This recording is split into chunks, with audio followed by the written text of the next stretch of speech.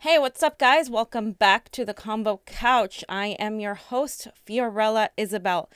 And let's just get right to it because I am fed up today. I am absolutely just angry at the way not only the mainstream media, but some so-called progressives out there, which I call faux-gressives, who have done nothing but try to placate this idea that centrism and any blue will do, even though they were aware of 2016 and we know what happened in 2016 with that mentality. We elected Donald Trump. So that's the definition of insanity is doing the same thing over and over again and expecting different results. And I'm frankly sick of it. And any sort of low-key insinuation that we should just be supporting any candidate because children are in cages, and they love using that. They love using that, by the way. I care about the children in cages, and it is precisely because I care about what's happening that we cannot afford to push that wrong idea.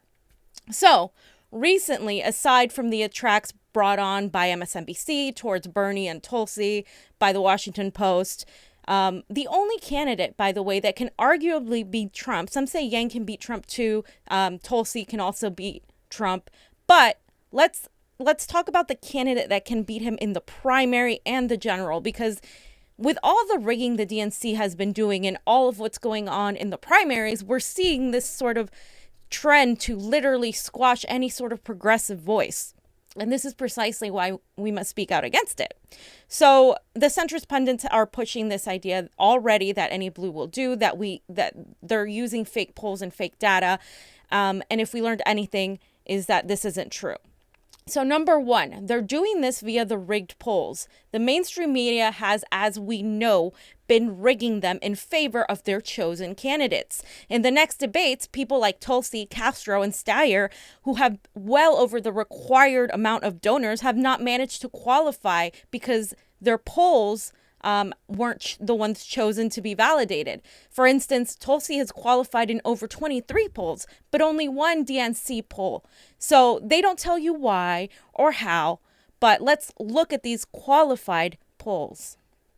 So according to the Fox News poll, which is the latest poll that was released on 8/11, Biden is polling at 31%, Warren is polling at 20%, Sanders is polling at 10%. This is ridiculous because if we're looking at the reality here, we're looking at Iowa and looking at Bernie's crowds. We're looking at the crowds that Tulsi is able to get even within hours of announcing an event. She's like over capacity. We're looking at the fact that we're seeing the media prop up Warren, prop up Biden constantly. There's no way Biden is getting 31%. I'm telling you that right now. So upon close examination, what we can do is look at the sample size, the age group, how the survey is conducted. But more than anything, we look at the margins of error. The margins of error are ridiculous in this poll. So we can see here the margins of error. They're anywhere between 3% to up to, I think I saw close to 9% in margins of error. That is ridiculous. If you take a basic statistics class in college, you understand that these margins of error are unacceptable. That means that likely this information isn't reliable. And what we're seeing is that there's an inconsistency in all of these polls. So it makes it really hard to predict anything. So all of these people claiming that according to the polls, Bernie Sanders isn't electable, according to the polls, Tulsi to just drop out, are completely in the wrong. And they're doing this because they want the general public who doesn't really know that much about politics and doesn't really question sometimes what they're seeing to say, oh, well, that's too bad. I guess we're just going to have to vote for Biden because he's the only one to beat Trump. That's exactly what they want you to think. And we need to fight against that narrative. And this is just one example of a bad poll. But others with random qualifications and arbitrary measurements also somehow qualify for the DNCs. My point is the polls are rigged. So don't buy them and don't base your vote on or the election on any of these polls because they're highly unlikely to be accurate. Number two, the idea that Bernie Sanders will not beat Trump. So they're pushing this idea, the mainstream media, these pundits, centrists, MSNBC, and a Washington Post, of course, as we know, just love Bernie. And by love Bernie, I mean they love to hate on him. They're putting up polls like this one where he barely beats Trump in this poll. So we're seeing the 2020 matchups among registered voters. So in this one, Biden beats Trump by 10 points and Kamala Harris beats him by 2. Elizabeth Warren is tied, Bernie by 1, and Pete Buttigieg is tied. So even in this kind of sort of skewed, obviously, this is a poll from ABC News / Washington Post, of course. We're seeing that they are propping up Biden and as the candidate to be Donald Trump. But the reality points a much different story. There is an article on commondreams.org and showing that data suggests that there are at least 15 polls that show Bernie Sanders defeating Donald Trump by at least 8 points, and those are already skewed results. This has Warren beating or not beating Trump or barely making it, same with Harris, and Biden has around the same or higher. But let's be real. Have any of you met any Biden supporters? Like, has anyone actually met them? Because I haven't. We've seen the size of Bernie's rallies compared to Biden's rallies. We've seen the many volunteers for Bernie. We've seen Biden's lack of popularity. We've seen all the baggage with Anita Hill, the crime bills, the sexual harassment claims, the racist claims, him putting his foot in his mouth every chance he gets, his debate performances. I mean, we've seen all of this. How do you expect that not to come as baggage to him? The Republicans would absolutely annihilate him. And sure, many centrist twits can claim average voters don't care about that thing. But actually, when you're only looking inside your echo chamber and you're only looking at the polling within your demographics, you're not looking at independents. You're not going to see these results. So that's the main point. In the general election, Trump versus Biden, of course, you're going to see right now Biden beating him by the largest margin. All of these, Fox News, Emerson, NBC, ABC, Washington Post, Wall Street Journal, CNN, The Hill, Political, all of these people do not want Bernie Sanders to win because he is a class warfare candidate. He is like the candidate that is going to demolish their authority and their control over the establishment, so to speak. And so they are completely speaking out against him. So now we're seeing the reality is that Biden is Obama's ex-VP. He's another corporate establishment sellout to many independents, to many Republicans, to many libertarians.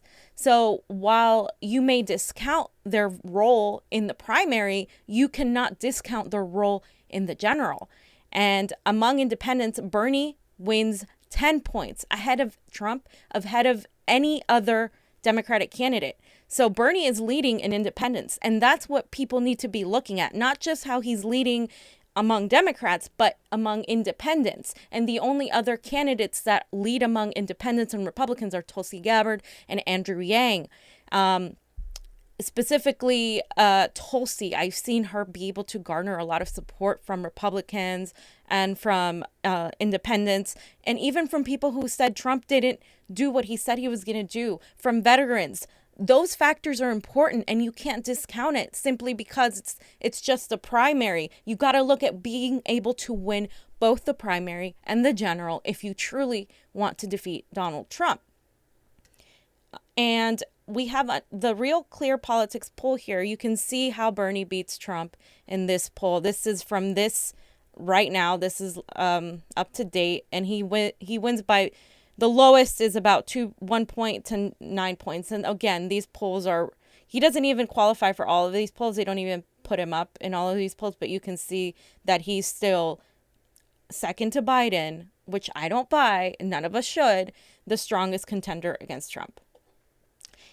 2016, you guys remember, let's not forget, let me bring it back, that the same kind of BS arguments were happening. And we saw that in the general election, Trump versus Clinton, finally, once they started releasing these polls that they didn't even air, that they didn't even talk about, you saw how Clinton was barely beating Trump, but she was still beating him. But there are some that where she was losing to Trump. And there were further after the whole campaign happened, after the whole election happened, people started releasing polls where actually it showed that Bernie Sanders had been the biggest contender into beating Donald Trump. And we see here in 2016 the polling data of him beating Trump by larger margins, and even Biden is being promoted now as to beating Trump. So if we're looking at this data, we can totally see that there's no way that Bernie's numbers are going to go down. They're going to go up. So what we need to understand is that they're manipulating these polls. They're using the wrong sample size. They're using a small sample size. They're using random measurements to try to get you to believe that he's just not electable, that Sanders isn't likable. So my next point is number 3. The idea that they're pushing is that Sanders is not likable. So according to Politico, Bernie Sanders' approval rating is far higher and more consistent than Trump's, and was higher and more consistent than Hillary's as well. It stays in the mid-50s. And again, that's coming from skewed political data. Like, everything that's there is biased because they're usually polling Democrats. They're usually polling an older demographic. They're usually polling people that have time to answer their phones. The younger generations, the millennials, aren't necessarily going to be included in that data. And when you include them, it only makes Bernie Sanders rise.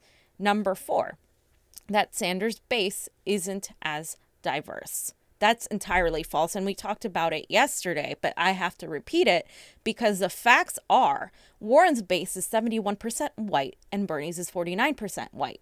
Elizabeth Warren has 49% of women supporters, while Bernie Sanders has 53%. Bernie has over 1 million volunteers, more than any other candidate. Bernie has accumulated 150,000 individual donors, more than all the candidates, including Donald Trump. And Bernie has 36.2 million and counting individual contributions, the highest of any Democratic candidate, which means that Bernie's individual contributions are coming from the grassroots, from the people, which, again, donors, which Tulsi, again, has qualified for. She's got 190,000, I believe, individual different donors, are more telling than which DNC poll that you qualify in. So we have to look at the amount of donors and the amount of contributions. And the fact is that the people choosing these independent candidates are the ones that are that we need to look at. And we have also my 5th reason, how much airtime the mainstream media is giving to their candidates, and how it's not counting when they do give Sanders, that the media that they give him is entirely negative, or it's them asking him questions like that are gotcha questions or making him look bad. So we see that they're giving Biden an excessive amount of coverage, and likely his coverage is entirely, except probably Fox News, is entirely positive. And yet we're looking at Bernie's, which is the next highest, but don't be fooled, because Bernie is one guy, and then they're giving Elizabeth Warren, Harris, and every other candidate coverage, and the coverage, again, is going to be negative. So I wanted to obviously make this video because I'm a little bit irritated with so many people that consider themselves progressives pushing people like Elizabeth Warren, pushing people like Kamala Harris based on nothing but false data. And, you know, some of these people are in the California Democratic Party. Some of them are members of the executive board of the California Democratic Party. Some of them have a following and promote themselves as activists when they are not. When they are, in fact, working for the establishment, working against progressives, pushing this idea that you need to wait and see, that if you're a real progressive that cares about people, you're not going to be Bernie or bust. You're going to be any blue will do. But we need to push against that narrative. That is a false narrative. That is a narrative that's going to get us to lose the election. If any blue will do, then why are you even saying these things? Why do you even care? Why, what's the point? If any blue will do, just stay out of it until we run this primary and we see what happens. Why do these people care so much that Bernie loses? Why do these people have to fight against that? It seems that the mainstream media and these corporate individuals in corporate America have teamed up yet again to hand this election to Donald Trump. By all accounts, Sanders is the front runner because he's the one who has the best shot in the general to beat Trump, not just in the primary. So if any blue will do, why don't you all get behind the front runner? Because that is the front runner. That is a front runner. And completely denying that is being a tool of the establishment. Not fighting against that narrative is being a tool of the establishment. And I want to take time to thank some of you guys watching this because usually Pasta does that. But let me see if I can find it. Johnny, are you on the YouTube right now? Yeah, I'm on there. Okay. Let's thank Michael Cruz, B Green, JJ Wolf, Scripts to Clips for Series and Flicks, Paul BSO Gaming, Super Progressives. Look her up on Instagram. She's got a great outlet there. Joe said it's true. Now, I really like what Joe said it's true. Mm-hmm. Now, what he said it isn't about whether Bernie or Tulsi will be treated fairly or not. The question should be, what are we going to do about it when they aren't? Because they're rigging this shit again right out in the open. Absolutely. So what's the call to action? The call to action is, and this is probably going to go against what some of us have been told to do, support the nominee. Bernie, I love him. I really do. But if he gets cheated, I will not support the nominee. And what we need to do to avoid that is go and learn all the DNC rules. Right now, there's going to be meetings in San Francisco going over the DNC rules. I urge all of you to pay attention, follow Selena Vickers, who's actually going to be live streaming those. And Selena Tina Vickers. Berg is going to be there, if you know Tina on Twitter. So just make sure you understand those rules. Make sure that the delegates, once we get to the delegate stage, that go and are Bernie delegates are actually Bernie delegates. Because what happened last time around, some of these Bernie delegates turned out to not be Bernie delegates and were swayed with some sort of, if we give you a position, or if we support your candidacy for X position, can you vote for Hillary? And they did. And they did. And we cannot afford to have those mistakes. We need volunteers as poll workers. We need to inform people on the changes in the primaries that are happening in California and Iowa. All of this. Why do you think the candidates are in Iowa right now? We need to also stop giving them an inch, because if we give them an inch, they'll take our whole arm. We cannot say that any blue will do. We can't even say, well, maybe Elizabeth Warren. No, we need to stop even any sort of narrative. And I'm going to do a separate video on why Elizabeth Warren is Bernie Sanders' biggest threat. Did you want to say something, Johnny? Yeah, I mean, okay, so scenario that could happen, they push another establishment candidate. They're Bernie or Tulsi, it depends on what they do, right? They could both either go and run as independent. Right. But I think it wouldn't be smart for them to do that.